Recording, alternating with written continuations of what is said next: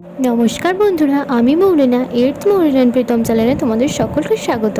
আজ আমি বানাবো আনারসের চাটনি। আনারসের চাটনি বানানোর জন্য আমি এখানেই প্রথমে একটার আধখানা আনারস নিয়ে নিয়েছি, মানে অল্প একটু আনারস, আমি বেশি চাটনি বানাবো না। তো এটাকে আমি এবারে গ্রেট করে নেবো গ্রেটারের সাহায্যে। একটা নিচে পাত্র রেখে তার উপরে গ্রেটারটা রেখে এইভাবে আমি গ্রেট করে নেবো আনারসটাকে।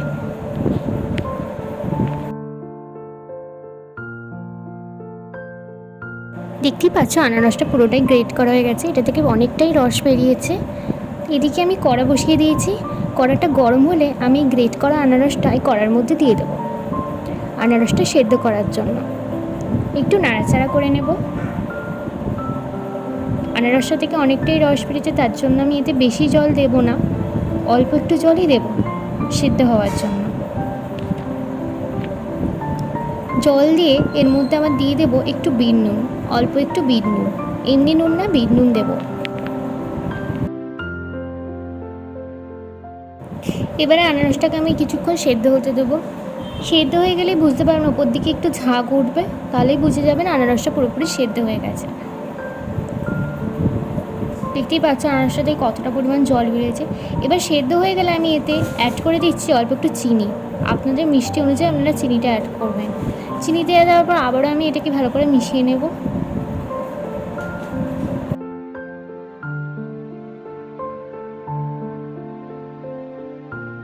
একটু ফুটিয়ে নেব, তার কারণ যতক্ষণ না চাটনিটার মধ্যে একটু চিটচিটে ভাব আসছে ততক্ষণ চাটনি পুরোপুরি হবে না। তো এই সময় আমি অ্যাড করে দিচ্ছি অল্প একটু কাজু আর কিশমিশ, কারণ আমাদের আনারস পুরোপুরি হয়েই এসেছে প্রায়।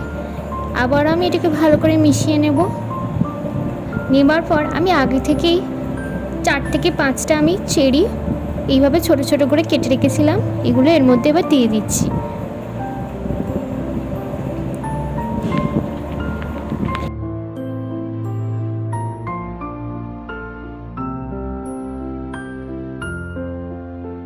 অল্প কিছুক্ষণ ফুটিয়ে নেওয়ার পর তৈরি হয়ে গেল আমাদের আনারসের চাটনি।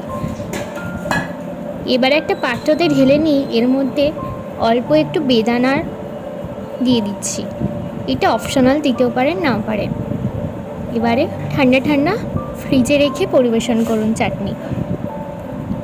ভিডিওটা ভালো লাগলে অবশ্যই লাইক করবে, চ্যানেলটাকে সাবস্ক্রাইব করতে ভুলবেন না। দেখা হচ্ছে পরবর্তী অন্য কোনো ভিডিও, ততক্ষণের জন্য take care, tata, bye by.